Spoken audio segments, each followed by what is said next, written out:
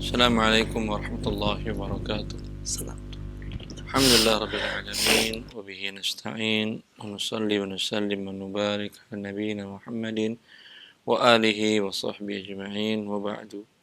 Ikhwani wa akhwati fillah, para pendengar Radio Roja dan para pemirsa Roja TV yang dimuliakan oleh Allah Azza wa Jal.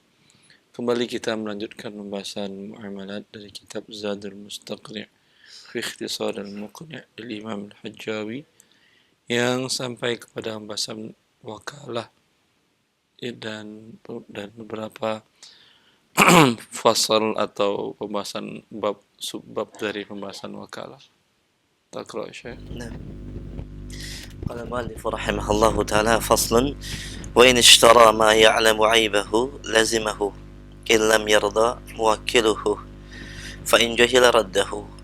Fasal: dan apabila al-wakil membeli sesuatu yang diketahui ada aibnya, maka akannya mengikat walaupun in lam yardah muwakkiluhu, tidak wakilnya tidak ridha, dan apabila tidak mengetahui maka dia raddahu, menolaknya.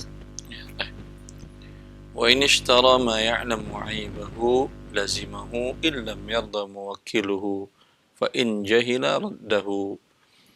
Bila wakil membeli satu barang yang dia tahu cacat barang tersebut, si penjual mengatakan ini mobil cacat, ini cacatnya, atau ini motor cacatnya ini, dan wakil tahu cacatnya, dia beli dengan perkiraan tadi seseorang mewakilkan beliau, belikan saya motor nih uang, ya, dengan perkiraan bahwa dengan cacatnya tidak terlalu parah dan harga pun seimbang, cocok dengan budget yang diberikan oleh si mewakil, orang yang mewakilkan, ya, ini akadnya mengikat karena dia tahu dan sudah diberitahukan.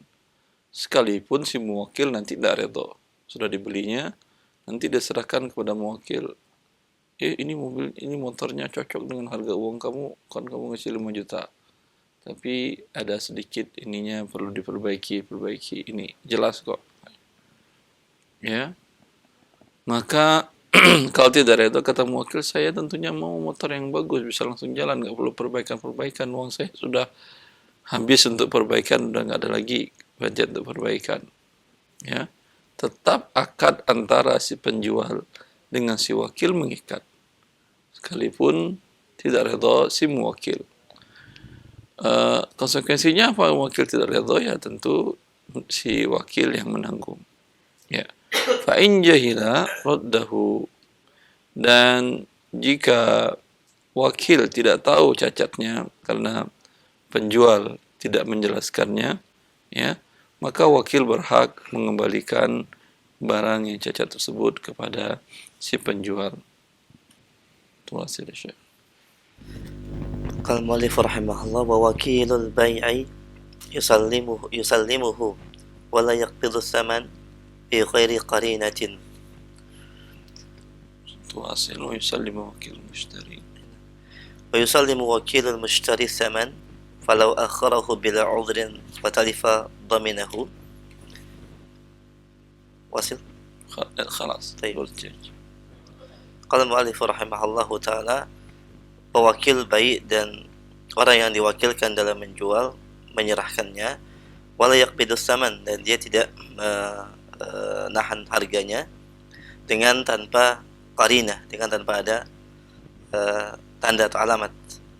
Wa yusallimu wakil mushtari saman, dan demikian wakil dari pembeli memberikan menyerahkan as-saman, falau akharahu bila udhrin, walaupun dia mengakhirkannya tanpa ada uzur, dan talifa dhaminahu, lenyap jaminannya. Terus lau di sini bukan lau ghaya, Ustaz. Ya Allah. Nah, bukan lau makna ghaya, tapi lau yang mana wujud li wujud. Wa wakilu al-bai'i yusallimuhu wa la yaqbidu thaman bighairi qarinatin. Di sini ada wakil dua bentuk. Wakil penjual dan wakil pembeli. Ya.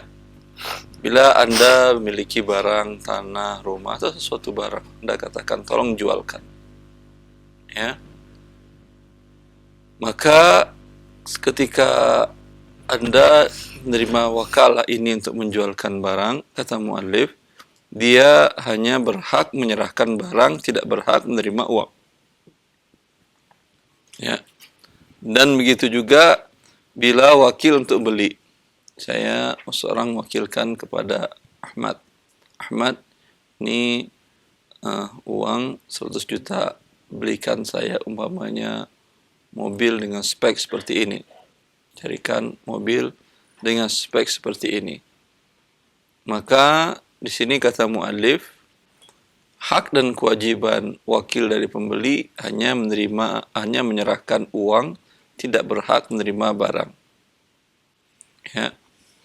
Kalau wakil penjual, kewajibannya hanya menyerahkan barang, tidak berhak menerima uang. Kalau wakil pembeli, hanya menyerahkan uang, tidak berhak menerima barang. Ini pendapat yang dipilih oleh al-muallif dalam hal ini. Tetapi, wallahu ta'ala a'lam, uruf sekarang, kebiasaan sekarang, kalau Anda wakil untuk menjual, tentu terima uangnya sekalian. Kecuali si pemilik barang tahu Anda tidak amanah. Kalau dia mengatakan, kamu hanya menyerahkan sertifikat ini, tanahnya saja, kalau uangnya langsung ke saya, kata dia, ya, maka memang si wakil penjual hanya menyerahkan barang atau kalau tanah sertifikatnya saja, adapun uang langsung kepada si pemilik barang atau si penjual. Begitu juga wakil dari pembeli, dia hanya menyerahkan uangnya saja, adapun barangnya langsung diterima oleh si penjual. Kecuali untuk akad yang sifatnya harus tunai dan biadin. Anda mewakilkan kepada seseorang, tolong jualkan emas saya ke toko emas. Kamu mau kemana? Saya mau ke kompleks sana.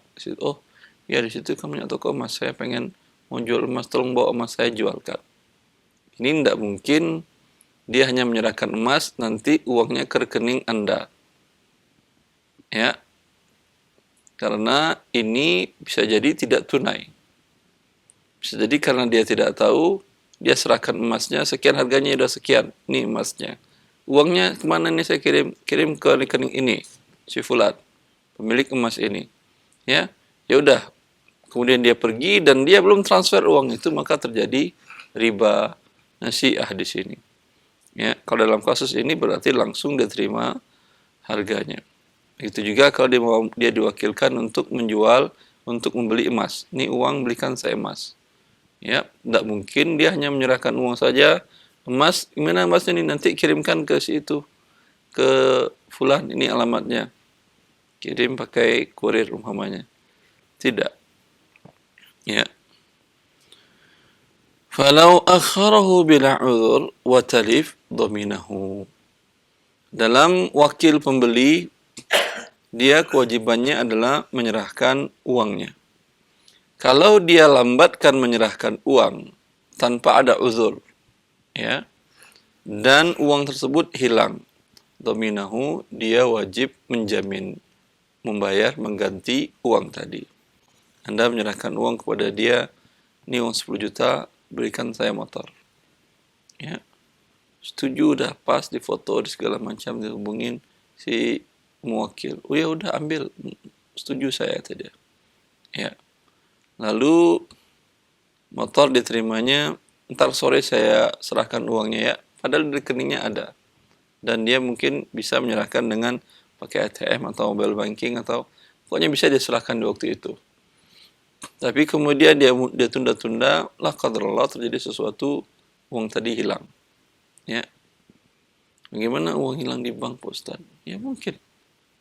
Per hari ini sering kita dengar uang orang hilang di bank, walaupun ya, maka dia harus menjamin uang yang hilang tadi. Terus. وإن وكله في بيع فاسد فباع صحيحا أو وكله في كل قليل وكثير أو شراء ما شاء أو عينا بما شاء ولم يؤين لم يصح. Dan jika seseorang mewakilkan untuk menjual dengan bentuk penjualan fasid, rusak, faba'a sahihan, kemudian dia melaksanakan jual beli secara benar, awakalahu fi kulli qalilin wa katsirin, atau dia mewakilkan dalam setiap transaksi yang sedikit ataupun banyak, atau dia diwakilkan untuk membeli apa saja yang dikehendaki, atau suatu jenis barang apa saja yang disukai tanpa ada penentuan, maka ini tidak sah. Ya.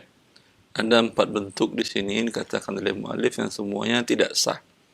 Pertama, in wakalau fi bai'in fasidin faba'a sahihan. Dia mewakilkan untuk menjual barang yang tidak sah dijual belikan. Kemudian ternyata ketika dia mentransaksikan barangnya sah dijual belikan, batal jual belinya. Dicontohkan oleh muallif, khamar haram dijual belikan.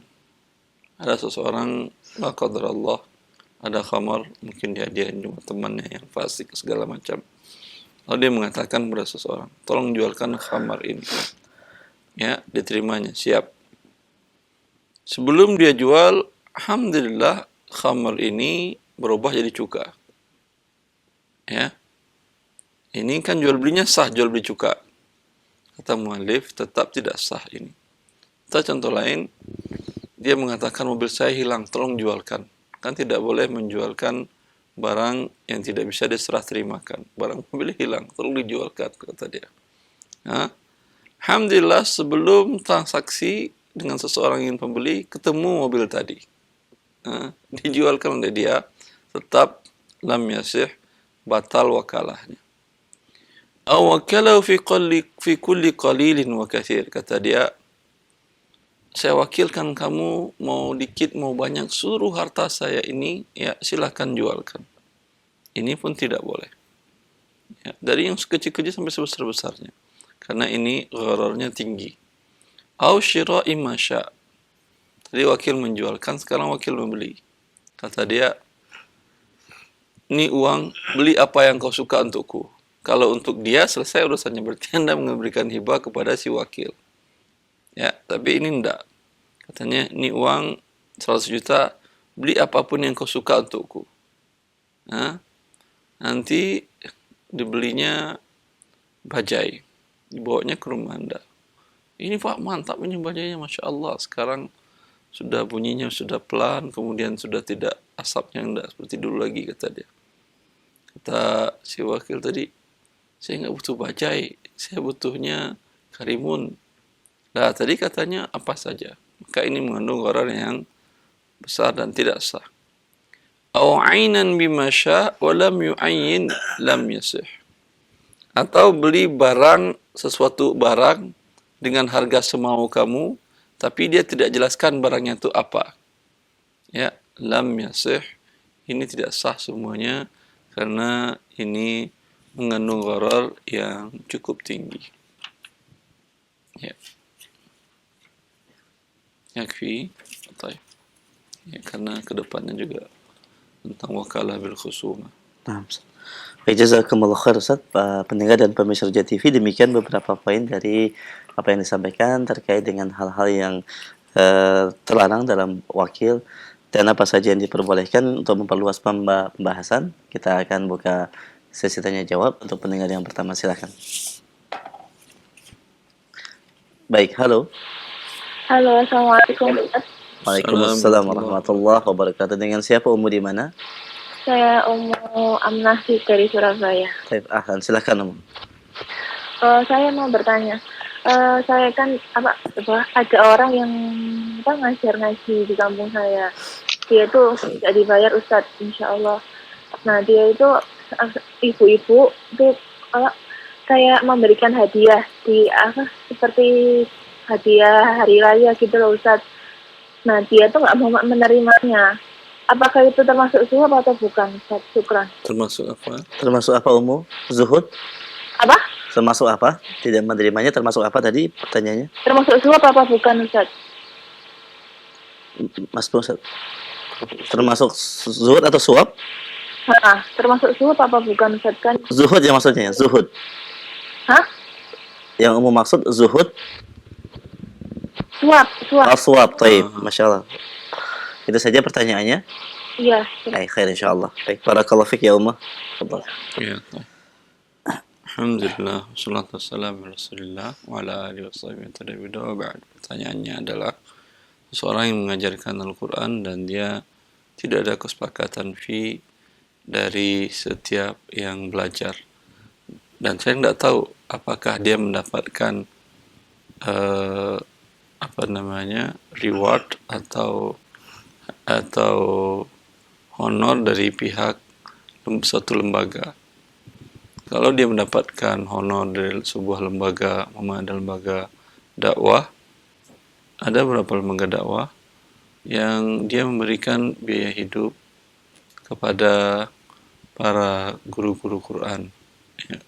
Jelas kalau di masa Islam dan sampai sekarang pun di negara-negara Islam, para pengajar Al-Quran, pengajar agama Islam diberikan honor oleh negara. Berarti dia dapat honor. Dan sekarang alhamdulillah di beberapa provinsi saya dengar, bahkan di DKI Jakarta juga beberapa imam masjid dan petugas masjid mendapatkan honor dari pemerintah setempat, walaupun mungkin tidak terlalu besar. Kalau dia mendapatkan honor dari pihak lain untuk atas jasanya ini, memang ini termasuk riswah. Tapi bila dia tidak mendapatkan sama sekali, tidak ada mendapatkan dari salah satu pihak honor, dan jika dia tidak mengambil gaji dari para murid-murid yang belajar Quran kepadanya, seharusnya sih hadiah ini boleh, tidak ada masalah. Karena Rasulullah SAW pun menerima hadiah. Ya. Tapi dia tidak menerima mungkin dengan alasan khawatir berkurang pahalanya, ini juga tidak ada masalah. Ini pilihan seseorang, boleh dua-duanya. Mana yang terbaik? Wallahu a'lam. Sesuatu dua yang dibolehkan, masing-masing untuk memilihnya sesuai dengan mana yang lebih terbaik untuk dia di sisi Allah Azza wa Jalla. Dan untuk mereka atau para pengajar yang sudah mendapatkan bagian insentif bulanan dari lembaga, lebih ditekankan untuk dihindari, Ustaz, penerimaan. Bukan dihindari, wajib dihindari. Ayat, Masya Allah. Kasihan dia mengajarkan Al-Quran, mengajarkan ilmu syar'i, tapi dia melakukan tindakan penerima riswah yang Rasulullah sangat berat ancaman diberikan oleh Nabi. Ar-rashi wal murtashi finnar, diriwayatkan oleh Ahmad dalam musnadnya, dalam riwayat yang war-ra'ish bainahuma, pemberi riswah dan penerima riswah dalam neraka. Kasihan seorang yang mengajarkan Al-Quran dan belajar Al-Quran kemudian dilaknat oleh Rasulullah Sallallahu Alaihi Wasallam karena satu tindakan dia yang merusak semua amal soleh dia tadi. Baik, barakallahu fiik, jazakallahu khair. Demikian faedah tambahan dari pertanyaan yang disampaikan pendengar kita di Surabaya. Jazakallahu khairum, dan juga mungkin bagi pendengar yang lain. Barakallahu fiik. Kami berikan kesempatan yang kedua. Kita angkat kembali, silahkan. Baik, halo. Assalamualaikum. Waalaikumsalam warahmatullahi. Dengan siapa, akhi, di mana? Ruli di Kediri. Silakan Pak Ruli di Kediri, silakan. Bagaimana hukumnya pre-order ya? Jadi orang konsumen itu pesan ke kita, sedangkan konsumen itu kan tidak tahu barangnya seperti apa.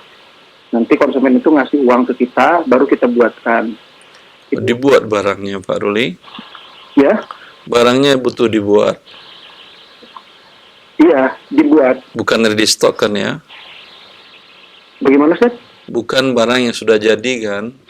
Bukan. Barang yang belum jadi. Boleh. Ini namanya akadnya istisna. Istisna itu boleh. Istisna, walaupun dalam referensi mazhab para ulama hanya dibolehkan oleh mazhab Hanafi, tetapi dalam kehidupan sehari-hari semua para ulama mazhab melakukannya.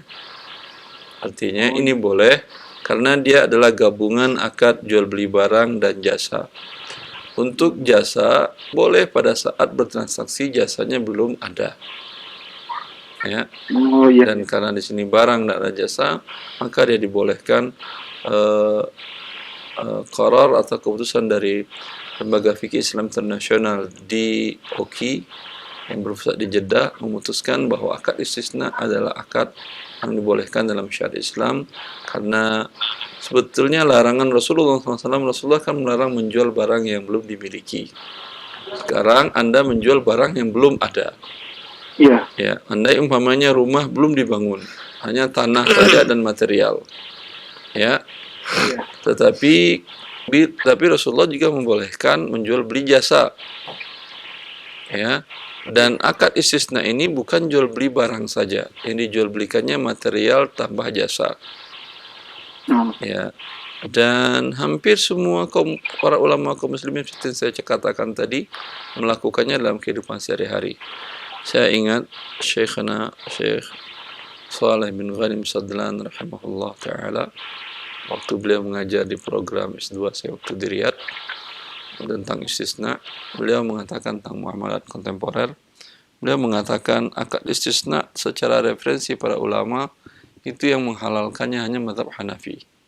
Seorang ulama mazhab Hambali umpamanya habis subuh dia mengajarkan di masjidnya tentang akad-akad muamalat sampai pada syarat jual beli, kata dia tidak halal akad istisna karena menjual barang yang belum ada, yang belum dimiliki. Ya, tetapi setelah dia keluar dari masjid, dia ingin sarapan, butuh roti roti itu kan enaknya tamis. Roti tamis yang lebar itu enaknya seger, harum ketika langsung baru dibakar, dibuatin masih hangat. Kata dia, Syekh tadi langsung beli roti, belum serahkan uang, rotinya juga belum ada, masih pesan roti tamis 2, mau 3 kata dia umpamanya. Berarti ini istisna, tidak ada uang diserahkan di awal jadi salam, tidak juga rotinya sudah ada. Ya. Berarti kalau tidak boleh, tidak bisa kita hidup. Lalu kalau di Indonesia mungkin banyak seperti ini. Namanya nasi goreng, itu istisna nama akarnya. Dia juga bukan jual beli nasi tambah bumbu, tetapi nasi goreng sudah jadi. Kalau nasi gorengnya sudah jadi, dingin, tentu nggak ada yang mau beli. Ya, jelas. Ya, Ustaz. Ya. Satu lagi, Ustaz. Kalau misalkan kita bayarnya pakai katakanlah internet banking, tetapi dibayarnya itu di dalam masjid, Ustaz, transfernya. Boleh nggak, Ustaz? Internet bankingnya bank riba atau bank halal? Bank riba, Ustaz. Itu dalam masjid bikin bank riba. Pertama ya, model masjid mau dimanapun bank riba adalah riba. Cuman ketika melakukan riba di dalam masjid untuk pahalanya, dosanya tentu lebih berlipat. Ya, karena ini rumah Allah. Ya, masjid adalah rumah Allah kan ya. Inna buyuti fid dunya masajid. Inna buyutallah fid dunya masajid. Rumah-rumah Allah di bumi ini adalah masjid-masjid. Anda umpamanya seseorang melarang Anda, gubernur melarang buang sampah sembarangan, atau gubernur melarang menggunakan plastik. Anda datang ke rumah gubernur dan menghadiahkan air minum berkemasan plastik. Ini kan namanya, pasti Anda nggak berani. Atau menghadiahkan sesuatu yang berbungkus plastik. Padahal gubernur sudah melarang pakai plastik, umpamanya ya. Ya, sekarang Allah mengharamkan riba. Anda di rumahnya mengeluarkan aplikasi yang di sana ada unsur riba. Pada dasarnya kalau dia halal, ya aplikasinya Anda tadi di bank yang halal umpamanya tidak ada ribanya, sekedar membayar boleh. Berdasarkan hadis Rasulullah SAW dengan Jabir, faqadani wa zadani. Rasulullah SAW bertemu denganku di masjid, lalu dia membayar harga pembelian barang yang tidak tunai dan menambahkan pembayarannya. Jelas, akhi? Jelas, Ustaz. Allah yabarik fiik. Allah yabarik fiik. Jazakallah khair, Ruli di Kediri. Jazakumullah khair, barakallahu fikum. Kita berikan kesempatan berikutnya di line telepon bagi Anda yang baru bergabung dalam pembahasan muamalah bab wakalah, dan kita berikan kesempatan untuk pendengar yang ketiga. Silakan. Halo. Halo.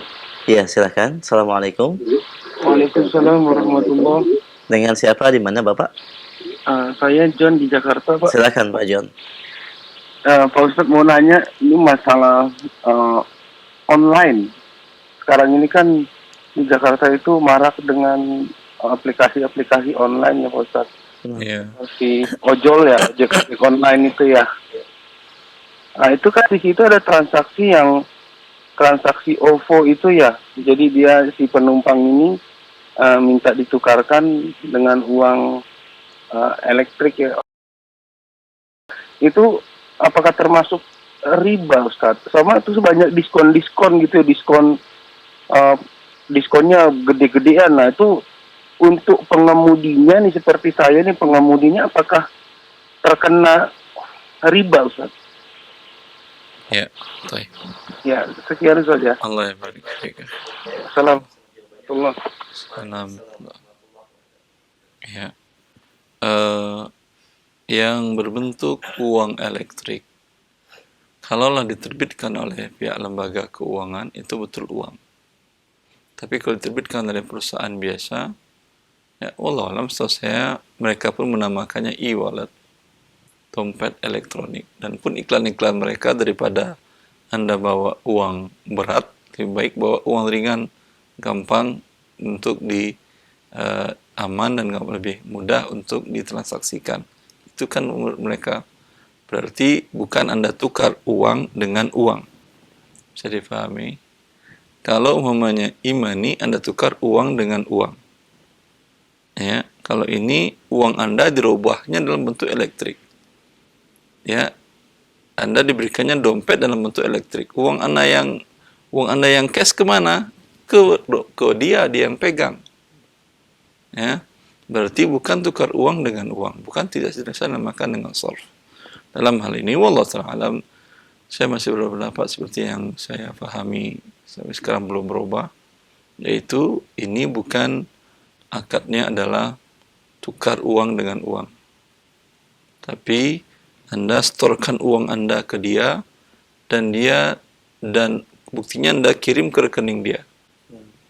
Ketika masuk ke rekening dia, ya, itu uang bisa dia gunakan, maka tidak bisa namanya wadi'ah. Karena kalau wadi'ah tidak boleh digunakan. Walaupun dia tidak digunakan karena aturan dari Bank Indonesia tidak bisa digunakan namanya dana floating, ya, tapi tetap ada bunganya. Bunganya ini bukan untuk Anda. Kalau uangnya Anda titipkan ke dia, tentu pertambahannya milik Anda. Anda titip kambing 2 ekor jantan betina ke seseorang. Ada anaknya, beranak dia 3. Apakah anaknya buat si penerima titipan? Tentu tidak milik Anda. Kalau Anda nitip uang ke pihak perusahaan-perusahaan memberikan e-wallet ini, ya, ada bunganya. Bunganya itu diakui milik mereka. Ya. Ini berarti kalau diakui milik mereka dan masuk ke rekening mereka, namanya bukan titipan, tetapi Anda berikan pinjaman kepada dia. Sampai di sini pinjaman tidak ada masalah selagi tidak ada pertambahan. Tapi yang terjadi dalam proses e-wallet ini, untuk menarik orang mau top up kepada mereka, mereka berikan manfaat bentuk diskon. Ya, ini sama dengan manfaat di lembaga keuangan riba atau bank-bank konvensional dalam bentuk bunga. Anda setorkan uang kepada mereka, ya, pinjamkan uang kepada mereka, mereka putar uang Anda menjadi milik mereka. Uang itu kemudian kapan Anda tarik bisa Anda ambil, dan mereka berikan pertambahan bunga. Karena ini dua-duanya sama-sama ribanya. Ya. Bila dia riba, apakah si driver terkena dosa ribanya? Ya. Maaf, tadi beliau menyebutkan nama sebuah produk. Sebetulnya apapun produknya, bila mekanismenya sama seperti tadi, hukumnya tidak akan berbeda. Bukan kita menjustifikasi memberikan hukum terhadap produk per produk, tidak. Kita hanya menjelaskan secara hukum fikihnya. Ya, masalah produk mungkin ya sama seperti yang mekanisme dijelaskan oleh penanya, mungkin tidak. Yang jelas seperti itu. Maka apakah driver terkena dosanya? Kalau setahu saya para driver itu mereka ada SOP-nya atau standar operasional prosedurnya, bahwa mereka harus setiap kepada pelanggan yang menggunakan jasanya, mereka diharuskan menawarkan top up untuk ngisi setoran. Artinya mereka menawarkan agar nasabah ini meminjamkan uang ke perusahaan tadi.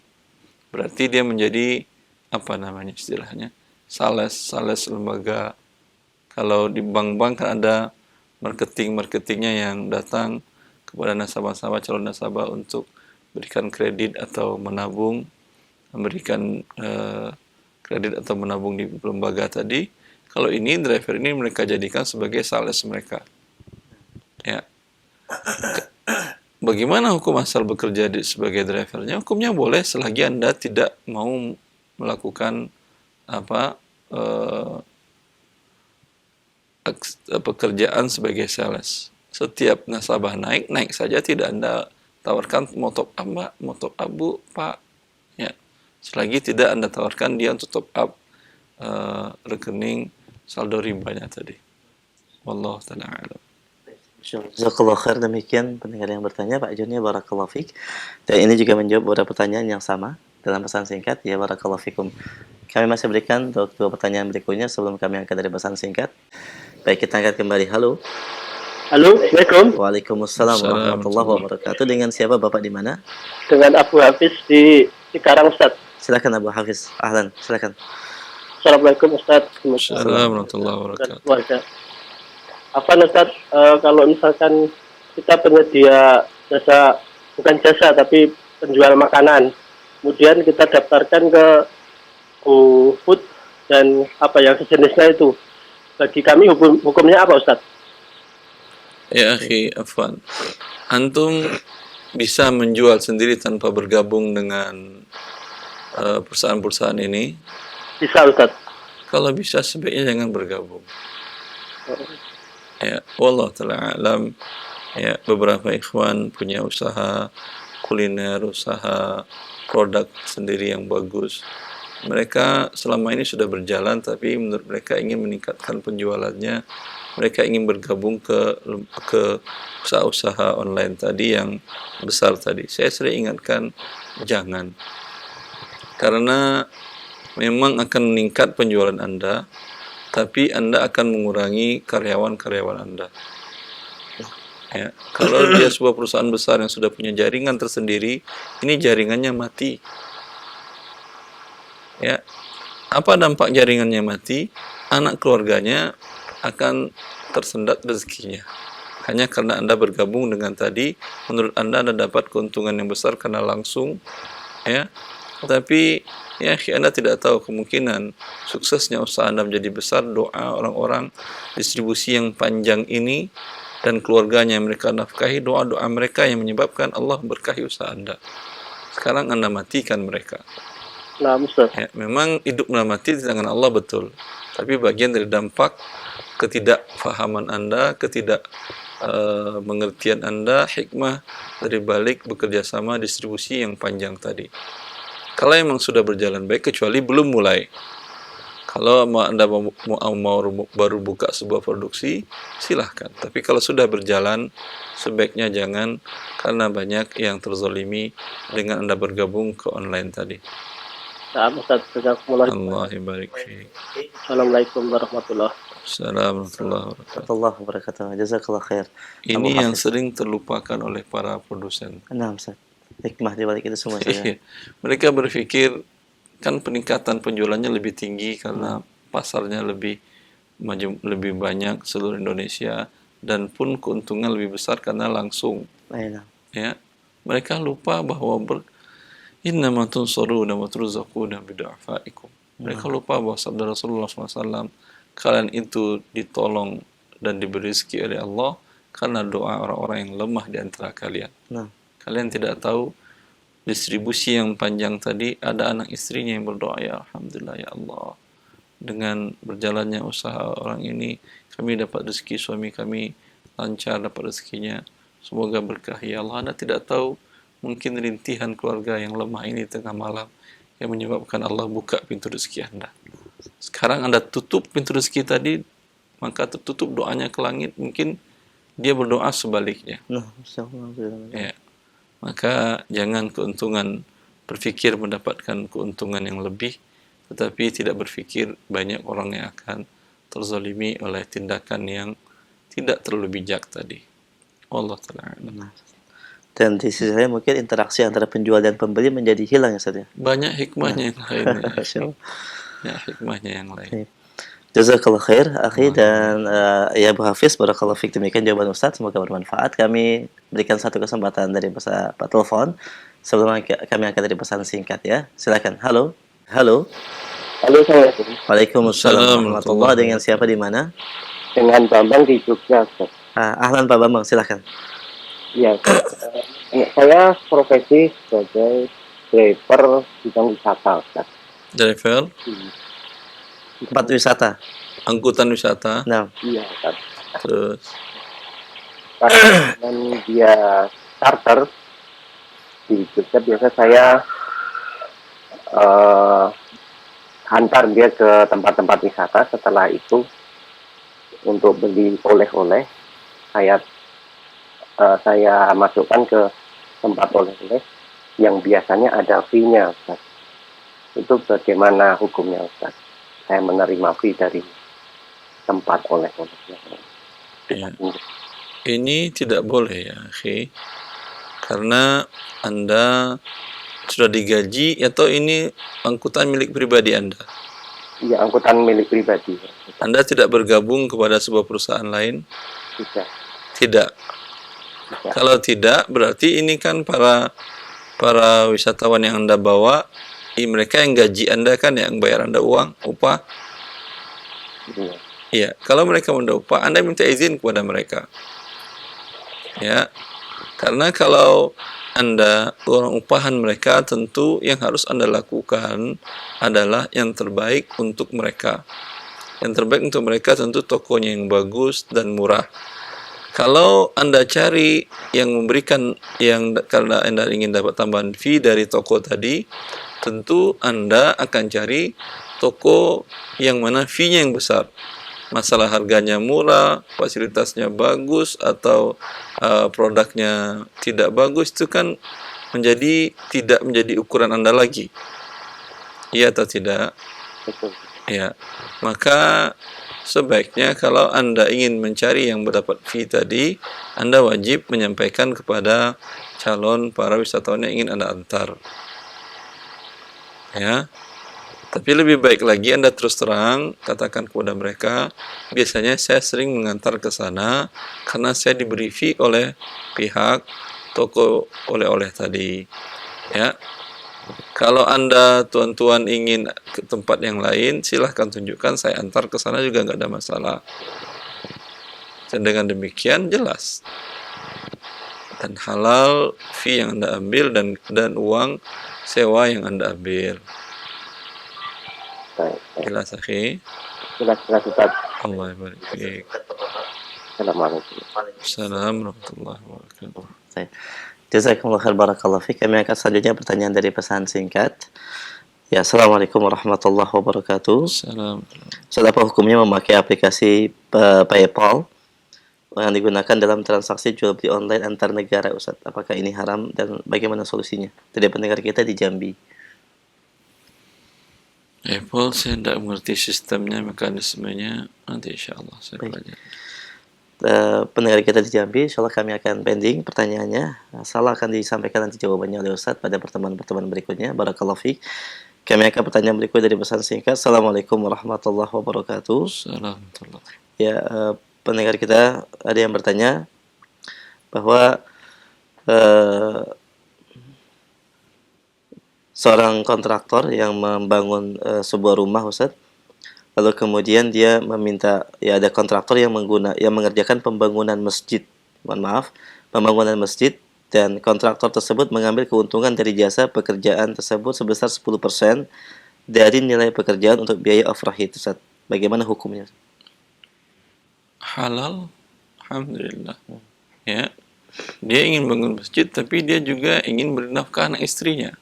Kalau dia tidak mengambil fee, masjid berdiri, anak istrinya mati kelaparan, dan dia yang sendiri mati kelaparan. Boleh dalam beramal ibadah seperti ini, boleh. Bahkan Allah pun mengatakan dalam Anda mengelola harta anak yatim, kata Allah, "Wa man kana ghaniyan falyasta'fif wa man kana faqiran falyakul bil ma'ruf." Dan ini kan sudah kita bahas dalam bab hajar Mahjur pada beberapa pertemuan yang lalu, barang siapa yang kaya, orang memegang harta anak yatim. Kalau dia kaya, kata Allah, jangan makan dari harta anak yatim. Tapi kalau dia pun fakir, tidak mampu, dia tidak punya biaya hidup dan tidak punya aset untuk biaya hidupnya, membiayai anak istrinya, dan dia dapat tugas mengelola harta anak yatim tadi. Mungkin dibuatkan usaha, diperdagangkannya, dijalankannya bisnisnya untuk dikembangkan. Kalau dia tidak mengambil fee atau upah dari mengelola tadi, dia waktunya sudah habis untuk mengelola tadi, tentu anak istrinya akan terlantar.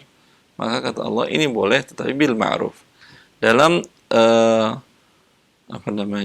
kegiatan-kegiatan sosial keagamaan seperti membangun masjid atau mengumpulkan infak atau pokoknya yang berkaitan tentang itu, banyak para panitia kaum muslimin di masjid-masjid itu yang mereka pura-pura zuhud, pura-pura ikhlas, dan mereka mengatakan, ya udah saya nggak perlu.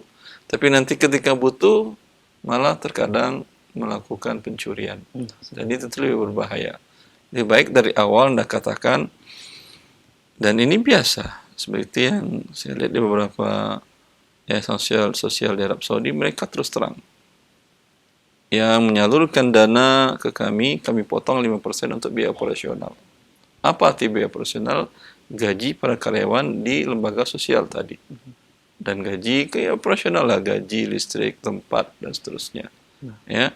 Sehingga semua orang tahu ketika Anda umpamanya ingin bangun masjid di tempat lain, Anda tinggal di Jakarta, alhamdulillah rezeki ada. Anda ingin bangun masjid di Irian Jaya, di Papua, Wamena, ya kan? Ingin bangun di sana, alhamdulillah kondisi sudah kondusif umpamanya, Anda ingin bangun di sana. Silahkan Anda pergi ke sana. Ongkos pulang pergi ke sana, bawa barang ke sana, bawa melihat, kemudian mengukur, lihat perkembangannya, tentu akan menghabiskan biaya Anda. Kalau Anda bekerja sama menyerahkannya kepada yayasan sosial, yayasan dakwah yang sosial keagamaan, yayasan dakwah yang ada di Jakarta, yang punya cabang di Wamena, tentu lebih hemat. Tapi mereka juga pengen biaya operasional. Tak mungkin mereka bolak-balik untuk mengontrol proyek tadi, tidak ada biaya operasional, dan untuk gaji karyawan yang ada di sana, yang untuk mengawasi kontraktornya, tentu butuh biaya. Biasanya mereka mengatakan 5% dari nilai transaksi, nilai yang Anda wakafkan. Umpamanya wakaf bangun masjid tadi sekitar 2 miliar, berarti 5%-nya dari 2 miliar sekitar 100 juta. Itu biaya pengawasan halal dari awal. Kalau Anda sebutkan. Begitu juga dalam zakat fitrah umpamanya. Ya. Zakat fitrah saya lihat bagus kalau ini diterapkan juga di beberapa DKM masjid yang bisa menerapkannya tentu. Saya di kota Riyadh dahulu, saya di sana beberapa tahun. Kalau zakat fitrah itu tidak ada DKM masjid. Cuman di malam ke 27, 28, 29 ya, masjid mengundang yayasan sosial untuk bawa satu truk besar kosong, dan dia mengundang distributor beras untuk menjual di sana. Tapi udah jauh di parkiran, sudah jadi parkiran jauh dari masjid. Biasanya standby mereka sampai 24 jam. 24 jam pada 3 hari tersebut. Jadi jemaahnya ingin, belilah beras dari sini, masukin ke truk yang kosong. Pihak truk yang kosong mereka minta fee. Kalau enggak, Anda pergilah cari, berikanlah kepada fakir miskin. Di kota Riyadh yang besar, pusing kita mencari di mana fakir miskin. Ya. Maka hal seperti ini baik. Ya. Sehingga seperti tadi tidak bercampur niat Anda ingin beramal sosial keagamaan, dapatkan pahala dari Allah, tidak bercampur dengan kesusahan hidup Anda. Nah, insyaallah. Ya Allah barik fiik. Jazakumullah khair, demikian pendengar kita yang bertanya. Semoga ini menjadi pencerahan bagi antum dan kita semua. Barakallahu fiik. Kami akan kembali pertanyaan berikutnya. Assalamualaikum warahmatullahi wabarakatuh. Salam. Saya masih belum bisa terlepas dari riba. Setiap bulan saya bayar itu cuma bunganya saja dan tidak mengurangi pinjaman saya tersebut, Ustaz. Saya sudah bertobat dan sudah ikhlaskan rumah untuk dijual, tapi sampai sekarang belum ada yang beli, qadarullah. Sedangkan setiap bulan saya juga wajib atau mesti membayar bunga. Setiap hari saya berdoa dan beribadah seakan-akan percuma karena masih ada dosa besar yang membelenggu saya, Ustaz. Bagaimana nasihat dan solusi yang dari Ustaz? Jazakallah khair. Allah barik fiik ya akhi. Jangan pernah berputus asa dari rahmat Allah Azza wa Jalla. Allah memiliki langit dan bumi ini. Serahkan urusan Anda kepada Allah. Setelah Anda bertobat kepadanya, maka akan Anda dapatkan rahmat Allah Azza wa Jalla. Allah menggabungkan Tawwabur Rahim, Ghafurur Rahim. Allah Maha Pengampun, dan bukan hanya sekedar pengampun saja, bukan saja dihapuskan dosa Anda, tetapi Allah akan menyayangi Anda. Tahu Anda apa maksud dari kesayangan Allah? Pemilik langit dan bumi, seluruh isi bumi ini jutaan ton emas, kandungan yang ada dalamnya dengan nilai yang mahal, ya, itu milik Allah semuanya. Dan Allah Maha Pengasih dan Maha Pengampun dan Pengasih. Tentu orang yang mendapatkan ampunannya diterima oleh Allah Azza wa Jalla akan mudah dikasihi Allah Azza wa Jalla. Tawwabur Rahim. Allah Maha Penerima Taubat dan Maha Pengasih. Orang-orang yang datang kembali kepadanya bertobat, yang terlanjur tersesat dari jalan hidupnya menuju Allah, sekarang dia kembali menuju jalan yang benar, maka dia dapati Allah bukan hanya sekedar penerima taubat, tapi Allah tambahkan di belakangnya Allah Maha Pengasih dan Penyayang. Maka jangan pernah berputus asa ya ikhwan. Sungguhnya rahmat Allah sangat luas sekali. Yang berputus asa dari rahmat Allah adalah orang-orang yang rugi, orang-orang yang kafir, orang-orang yang tidak mengerti akan Allah Azza wa Jalla. Tapi orang yang mengerti, yang tahu dia hadis Rasulullah sallallahu alaihi wasallam, bagaimana Rasulullah menggambarkan sayangnya Allah Azza wa Jalla kepada makhluknya, kepada kita manusia, lebih daripada sayang seorang ibu kepada anak susuannya. Rasulullah menggambarkan ini dengan kejadian di depan mata. Para sahabat dalam sebuah peperangan melihat seorang wanita tawanan mencari anak-anak kecil disusuinya. Mencari anak kecil, setiap dapat susu disusuinya. Ketika anak itu tidak mau menyusu ke dia, yakin ini bukan anaknya. Wanita itu sudah seperti orang gila. Setiap anak yang ditemuinya disusukannya, setiap anak itu disusukannya. Sampai kemudian bertemu dengan anaknya. Ya. Lalu Rasulullah SAW menanyakan, apakah kalian menyangka bahwa wanita ini akan mau melemparkan anaknya ke dalam api? Tentu para sahabat menjawab, tidak ya Rasulullah. Lalu Rasulullah mengatakan, Allahu arham bihadhil mar'ati liwaladiha. Sungguhnya Allah, atau kama qala Nabi SAW, sungguhnya Allah lebih pengasih, penyayang kepada kalian semuanya daripada sayangnya wanita ini kepada anaknya. Ya, sebagaimana wanita tadi tidak mau menyampakkan anaknya ke dalam api, tentu Allah juga tidak mau mencampakkan kalian ke dalam neraka, kecuali kalianlah yang ingin berlari dari Allah Azza wa Jalla. Maka yang terlanjur tersesat dari jalan menuju Allah Azza wa Jalla, kembali kepadanya dan bertobat kepadanya. Semoga Allah mengampuni dosa-dosa kita dan berikan rahmat yang besar kepada semua makhluknya. Wallahu a'lam. Jazakumullah khair. Ustaz, demikian jawaban Ustaz dari pendengar yang bertanya. Ya, semoga Allah mudahkan urusan teman kita semua. Barakallahu fiik wa jazakallahu khair.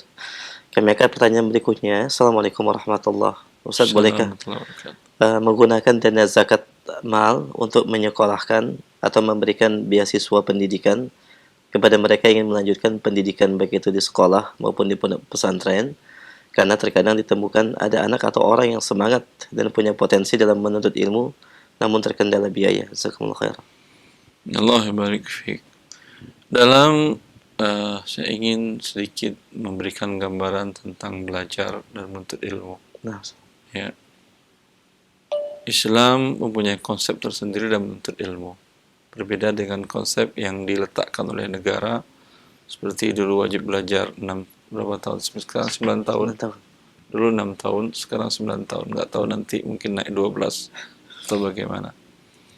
Islam tidak pernah mewajibkan belajar dengan tahun, bukan dengan waktu, tetapi dengan maudhu' al-ilm tadi atau maudhu' ta'allum tadi atau objek yang dipelajari. Objek yang dipelajari yang daruri seperti yang dijelaskan oleh Ibnu Nujaym dan para ulama yang lain, bila seseorang baligh di saat dia tidur habis tidur siang, kemudian anak ini balik mimpi basah. Sekarang yang wajib dia pelajari bukan muamalat, bukan masalah riba segala macam. Yang wajib dia pelajari cara mandi wajib. Cara mandi wajib dia pelajari sekarang. Jika masih ada waktu, tadi dia tidur dari setelah zuhur tadi, mungkin umpamanya ketiduran atau capek pulang sekolah, dia bangun jam 2, lihat basah dan baunya bau air mani. Wajib dia tanyakan, belajar kepada ibunya, kepada bapaknya, kepada orang dekat dengan dia, sekarang apa yang saya lakukan? Jelaskan mandi. Apa itu mandi?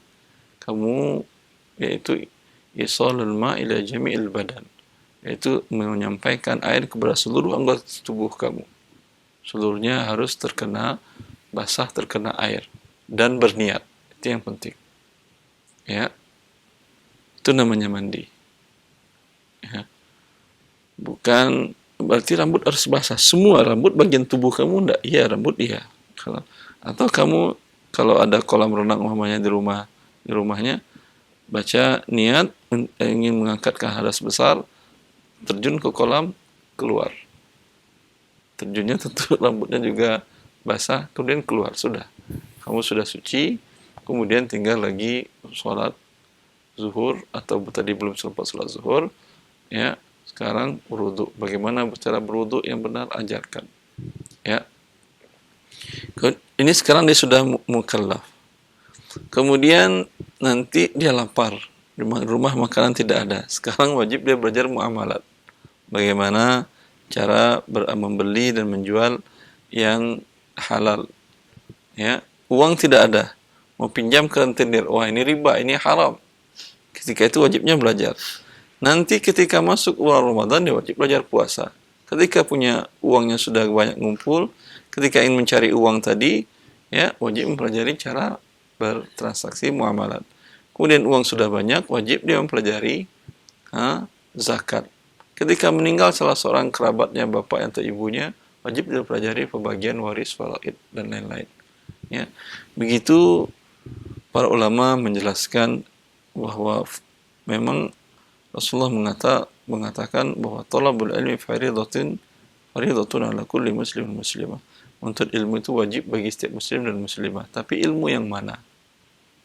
Ya, ilmu Islam, ilmu syariat. Iya, tapi ilmu syariat yang mana? Ilmu syariat Anda belajar sampai meninggal pun habis umur Anda. Sampai Ibnu Abbas mengatakan, kalau kalian tidak mengerti dalam cara menuntut ilmu jenjangnya, habis ilmu kalian tidak mendapatkan ilmu Islam tadi kecuali sedikit. Bila sekalian menghabiskan ilmu kalian untuk ilmu Islam tadi pun tidak cukup waktunya. Yang kalian musalah. Maka sekarang prioritas yang dibutuhkan sekarang apa? Mau melamar pekerjaan ke sebuah perusahaan, wajib Anda tahu di sini yang Anda mau tujukan bagian apanya, ini halal atau tidak. Transaksi nanti Anda bekerja di sini. Ini dinamakan oleh para ulama dengan fardhatun ala kulli muslim itu untuk ilmu yang wajib itu adalah ilmu hal.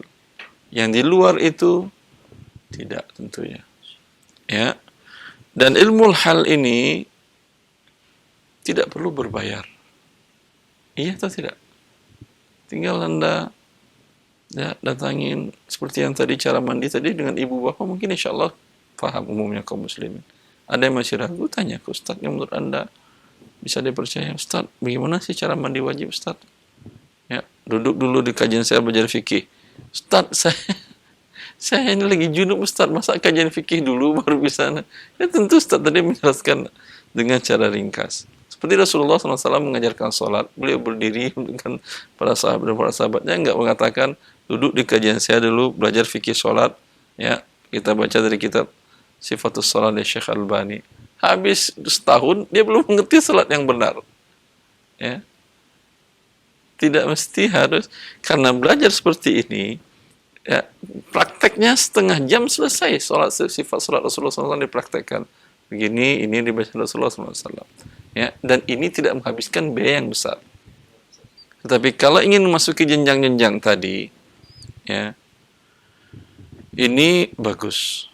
Karena seperti saya katakan tadi, tidak semua orang juga yang instan tadi dalam belajarnya, ya, memang harus ada dari antara kaum muslimin, walaula nafara min kulli firqatin ta'ifatun yatafaqahu fid din.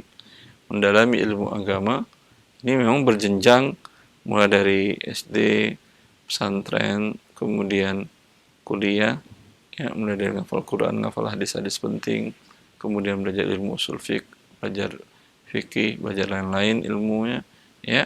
Ini memang butuh waktu panjang dan lama dan butuh biaya besar. Ya, tapi tentu dengan syarat orangnya jenius.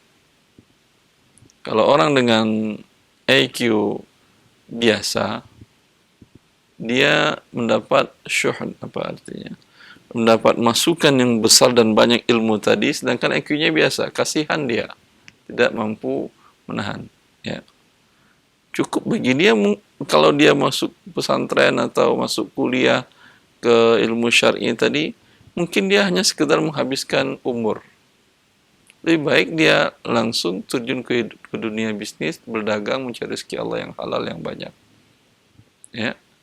Maka terkadang kewajiban belajar sekian tahun itu malah memperbanyak para pengangguran.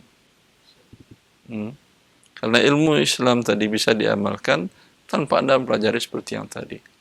Jangan Anda inginkan semua orang masuk pesantren, semua orang masuk kuliah ilmu syar'i. Ya, para sahabat Rasulullah SAW tidak semuanya yang berada di Masjid Nabi 24 jam seperti Abu Hurairah. Ya. Ada yang berdagang, ada yang bertani, bercocok tanam, macam-macam kegiatan harian mereka yang lakukan. Tidak semuanya nyantri seperti Abu Hurairah. Tapi memang harus ada orang yang untuk demikian. Tapi seperti yang saya katakan tadi, memang bahan bakunya siap untuk melakukan hal tersebut sehingga bermanfaat bagi kaum muslimin seperti manfaatnya para sahabat radhiyallahu alaihim ajmain yang menyimpan ilmu Rasulullah SAW seperti Abu Hurairah, Mu'adz bin Jabal, ulamanya, para ulama, Udain bin Mas'ud, ahli qiraat, dan lain-lainnya. Zaid bin Thabit juga dikenal afradukum, yang paling paham tentang ilmu faraid. Ya. Wallah ta'ala alam. Jazakumullah khair. Dan terkait dengan Maaf, belum terjawab tadi ya. Belum terjawab. Belum terjawab. Bolehkah zakat untuk berikan untuk pendidikan tadi? Kalau untuk anak tadi agar bisa membaca dan menulis, harus umpamanya ikut program yang SD, ya, atau minimal 9 tahun tadi, boleh, nggak ada masalah. Kalau anak tadi masuk pesantren dan dia ada keinginannya, dan di pesantren tadi yang mengajarkan prinsip-prinsip dasar mabadi awaliyah lil ilmu syar'iyyah, prinsip-prinsip dasar ilmu syar'i, dan anak tadi betah dan mau dan memang secara IQ-nya mampu, ya, dan bisa diperkirakan mengembangkan syariat Allah dan menjaga syariat Allah ke depannya, ini boleh. Bahkan untuk ilmu dunia pun, bila ilmunya bermanfaat tentunya. Tapi kalau dia belajar fashion segala macam, itu enggak. Tapi kalau ilmu fisika, umpamanya kimia, matematik, ya, yang berguna untuk kehidupan manusia, anak ini memang seperti yang tadi saya katakan, di atas rata-rata kemampuannya, dan dia semangatnya ada dan bakatnya ada untuk ke sana, boleh dibayarkan dari uang zakat ini. Karena ini ilmu yang dunia ini juga bagian dari ilmu fardu kifayah yang harus dikembangkan oleh kaum muslimin. Allah barik.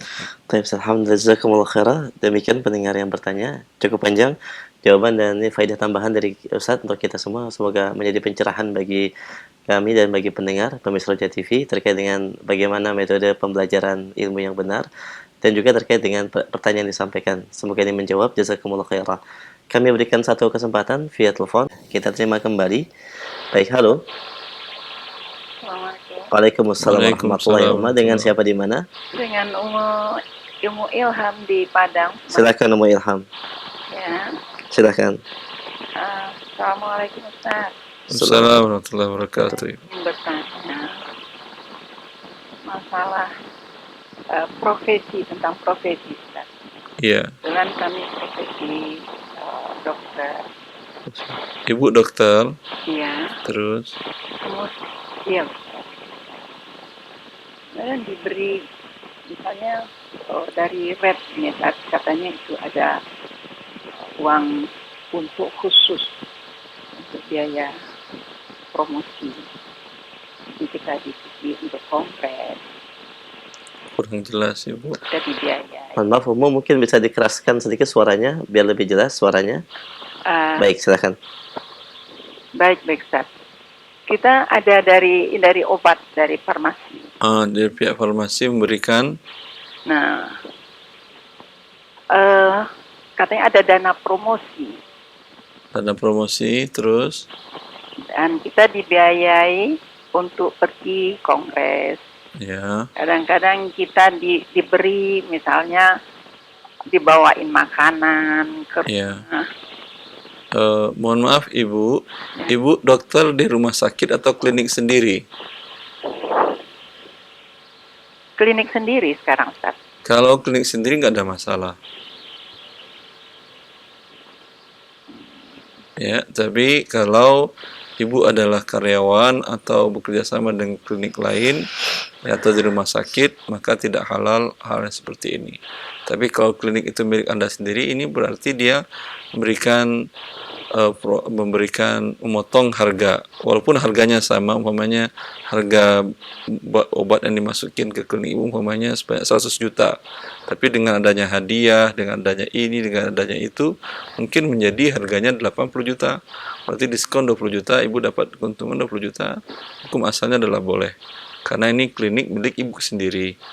Tapi kalau dokter yang bekerja di klinik orang lain atau di rumah sakit, ini tidak boleh mereka ambil karena ini riswah, karena mereka sudah digaji oleh lembaga tersebut. Cukup jelas Ibu? Ya, begini Ustaz. Begini, dia mengatakan obat misalnya harganya normalnya 100%. Jadi 30% diberikan ke klinik diskonnya. 10% untuk dokternya gitu. Itu gimana? Berarti untuk dokter di klinik Ibu, Ya. dia langsung berikan atau melalui Ibu diberikan? Melalui Yang punya klinik? enggak, melalui dokter masing-masing kan? Berarti langsung dokter dengan pemasok obat. Ya, betul. Anda sebagai pemilik klinik setuju? Pemilik nggak apa-apa itu. Kalau setuju nggak ada masalah. Oh, iya. Cuman wallahu ta'ala alam, ini mungkin tidak baik dalam bentuk perkembangan, ya, karena ini tidak menjadi riswah kalau dia melalui Anda dan Anda setuju. Cuma sebaiknya melalui Anda lebih baik. Karena kalau langsung bisa jadi dokter Anda dibeli oleh dia. Apa arti maksud dibeli? Saya tidak mengatakan profesi dengan profesi, karena profesi lain juga banyak seperti ini. Bahkan profesi yang rendah pun seperti umpamanya tukang cuci mobil, perusahaan tempat cuci mobil, jasa cuci mobil, cuci motor, itu sebagian mereka sudah mengatakan tidak boleh diberikan tips kepada para karyawan kami. Kalau mau tip ada tempatnya, karena ini bagaimanapun akan merusak. Ya, tentu karyawan ini akan mendahulukan, memprioritaskan ya orang yang sering memberi tip. Memberi tipnya lagi di belakang lagi antrian, tapi karena ini dengan tinggal colek, udah sih ada yang maju ke depan sehingga menzalimi yang lainnya. Ya, tapi kalau diatur seperti yang tadi dikumpulkan, berarti tidak akan ada, bisa diminimalisir ke zaliman tadi. Dan tidak menjadi syubhah lagi dia kalau melalui Anda. Berada katakan ini tambahan bonus untuk kalian. Ya, sangat jelas Ibu ya. Baik. Allah barik fi. Terima kasih. Allah. Barakallahu fiik, dan ini merupakan pertanyaan kami terakhir di kesempatan pagi ini sebagai ikhtitam, Ustaz, silakan. Ya. Semoga Allah Azza wa Jalla memberikan kemudahan kepada kita untuk selalu bertakwa kepadanya dan menegakkan keimanan, menambah dengan bertambahnya ilmu kita akan syariat Allah Azza wa Jalla. Dan yang lebih dari itu, Allah selalu membimbing kita berikan taufik kita untuk berada di atas jalannya yang benar. Semoga bermanfaat. Wallahu a'lam bishawab. Wassallallahu alaihi wasallam.